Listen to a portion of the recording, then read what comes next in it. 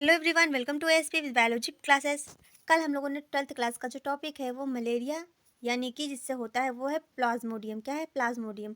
उसकी life cycle को discuss कर लिया था और अच्छे से समझ लिया था। वह टॉपिक हमारा क्या हो गया था, क्लियर हो गया था। और आज का जो हमारा टॉपिक है वो क्या है, फील्ड अथवा फाइलेरिया, जो कि हमारे एग्जाम की दृष्टि से महत्वपूर्ण है और हमारे जनरल नॉलेज के लिए भी क्या है, बहुत महत्वपूर्ण है। तो सबसे पहले समझते हैं कि फील्ड होता किससे है, कौन सा ऐसा जीव है या प्रोटोजोवन है जिसके द्वारा क्या होता है, फील्ड यानी कि फाइलेरिया होती है। आपने अपने आसपास देखा होगा, कई व्यक्ति जो होते हैं उनका क्या होता है, पैर बहुत ही बड़ा यानी कि हाथी के जैसा होता है, तो उसको तभी इसको कहते हैं हाथी पाँव भी कहा जाता है। तो ये किससे होता है, ये यह रोग वाउचेरिया ब्रेंकोफटाई नामक क्या हेलमिंथीज के द्वारा होता है।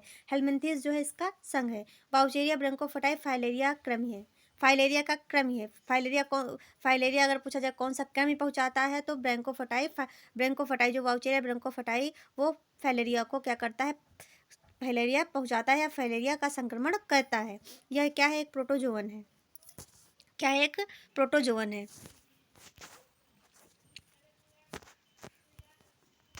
वाउचेरिया ब्रेंकोफटाई निमोटोड का परजीवी है। अगर पूछा जाए किसका प्रयोग परजीवी है तो वाउचेरिया ब्रेंकोफटाई निमोटोडा का क्या है, परजीवी है। अब संक्रमण कैसे होता है, क्या संक्रमण कैसे होता है, तो मानव में इसके संक्रमण से क्या होता है, मानव में जब वाउचेरिया, जैसे कि कोई मच्छर है, मच्छर के द्वारा फैलता है। अगर किसी जो संक्रमित मच्छर है जिसके अंदर क्या वाउचेरिया ब्रेंकोफटाई है, तो क्या करता है, मानव में जब वो काटता है, मानव को जब वो काटता है तो इसके संक्रमण से क्या फीलपा होता है। इसके संक्रमण से क्या होता है, फील पाव होता है। हाथी पाँव, इसको हाथी पाँव भी कहते हैं। इसको इंग्लिश में एलिफिंटेसिस कहते हैं, क्या एलिफेंटिएसिस भी कहते हैं। इसको फाइलेसिस भी कहते हैं अथवा फाइलेरिया भी कहते हैं। तो इतने इसके नाम हैं, इस रोग के कितने नाम हैं, इतने नाम हैं। तो कोई भी एक नाम लेकर के पूछ लेगा कि फील पाँव, हाथी पाँव, एलिफेंटिएसिस, फाइलेरियसिस, फाइलेरिया, तो कोई भी एक नाम लेकर के पूछ लेगा तो इसके नाम रखना, याद रखना क्या है, जरूरी है, होता है।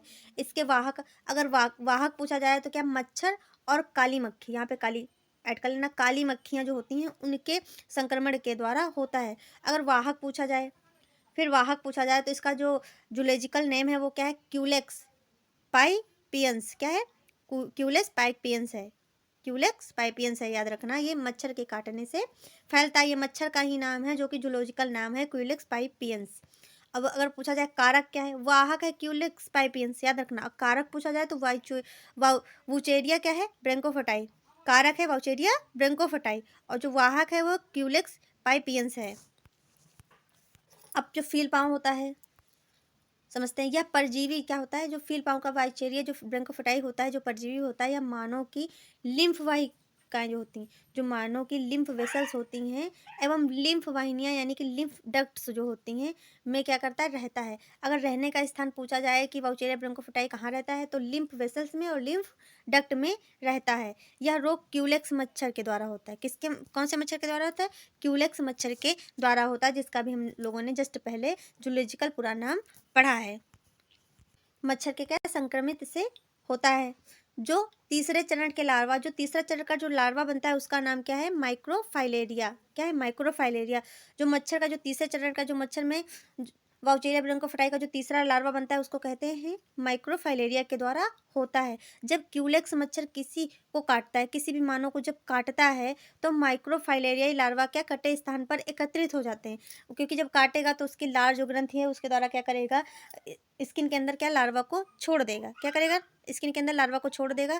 तो जब ढेर सारे वहाँ लार्वा छूट जाएंगे तो वहाँ पे क्या, एक ही जगह पे क्या माइक्रोफाइलेरिया के लार्वा एकत्रित हो जाएंगे एक स्थान पर, जो स्किन के भीतर क्या करते हैं, प्रवेश कर जाते हैं। स्किन के भीतर क्या करते हैं, प्रवेश कर जाते हैं। स्किन में जो लसिका चैनल होता है, जिसको क्या कहते हैं, लसिका चैनल की ओर बढ़ते हैं। जब वो लसिका चैनल जो लिम्फ वेसल्स से और लिम्फ डक्ट से जब जो लिम्फेटिक चैनल की ओर बढ़ते हैं तो क्या करते हैं, वो छोटे से क्या होते हैं, छोटे से रूपांतरित होकर एडल्ट हो जाते हैं। लार्वा से क्या बन जाते हैं, वाउचेरिया ब्रेंकोफटाई बन जाते हैं। एडल्ट में क्या होते हैं, बदल जाते हैं। ये देखिए, अगर कोई व्यक्ति मानव फाइलेरिया से ग्रसित है तो देखिए सबसे पहले उसका पैर पे इफेक्ट होगा। क्या, पैर पे इफेक्ट होगा। और अगर पुरुष है तो उसके वृषण पे इफेक्ट होगा। अगर महिला है तो उसके स्तन पे, योनि पे और उसके पैर पे क्या होगा, इसका संक्रमण दिखाई देगा। अब इसके लक्षण और प्रभाव देख लेते हैं कि लक्षण क्या होते हैं। अधिक संक्रमण होने पर सामान्यतः पैरों की त्वचा मोटी होने लगती है। पैरों की त्वचा क्या होती है? मोटी होने लगती है, इसको सूजन कहते हैं। पैरों की त्वचा क्या होती है? बहुत मोटी होने लगती है। और इसके प्रभाव से क्या हाथ, वृषण कोष, योनि जो क्षेत्र होते हैं क्या होते हैं? ये प्रभावित होते हैं। मतलब ये हाथ में, पैर में और वृषण कोष में, योनि में, स्तन में क्या है इसका प्रभाव दिखाई देता है, जिससे क्या होता है वो वह अंग क्या अत्यधिक बड़े हो जाते हैं, अत्यधिक बहुत ही ज़्यादा क्या सूजन आ जाती है, जिसके कारण उनमें क्या होता है विकार उत्पन्न हो जाता है। अब इसकी रोकथाम क्या? सबसे पहले मच्छरदानी का प्रयोग करें। क्या करें? मच्छरदानी का प्रयोग करें। मच्छर रोधी क्रीम का उपयोग करें। बारिश के समय में सबसे ज़्यादा बचाव रखें। शाम को जब बाहर निकलें, क्योंकि शाम के टाइम में मच्छर ज़्यादा काटते हैं, तो पूरे कपड़े पहन के बाहर निकलें। बीच बीच में डॉक्टर से सलाह लेते रहें। अगर आपको फीवर आ रहा है या फिर आपके पैरों में जलन या दर्द हो रहा है, तो बीच बीच में क्या डॉक्टर से सलाह लेते रहें। मच्छर का जो लार्वा होता है उसी को नष्ट कर दें। मच्छर का जो लार्वा होता है उसको जब नष्ट कर देंगे, जब मच्छर काटेगा नहीं, तो क्या फाइलेरिया की बीमारी उत्पन्न नहीं होगी। अब उपचार क्या है? उपचार के लिए एल्बेंडाजोल, क्या एल्बेंडाजोल जो कि मेडिसिन है, और आइवेरेमेक्टिन है। क्या? आइवेरेमेक्टिन है। और ये दोनों क्या होती है? साथ में ली जाती है, साथ में खाई। ये दोनों अलग अलग खा सकते हो, पर ये दोनों क्या एक का इनका कॉम्बिनेशन है, इनको मिलाकर के ही खाया जाता है। क्या है? डाई एथिल कार्बा है और मेजाइल है। डाई एथिल कार्बा और मेजाइल को एक साथ ली जाती है, मतलब मिक्स करके लोगे तभी ये फ़ायदा करेगी। और ये जो दो हैं इनको अलग अलग आप ले सकते हैं। आदि औषधियाँ हैं जो फाइलेरिया के उपचार में बहुत ही कारगर हैं।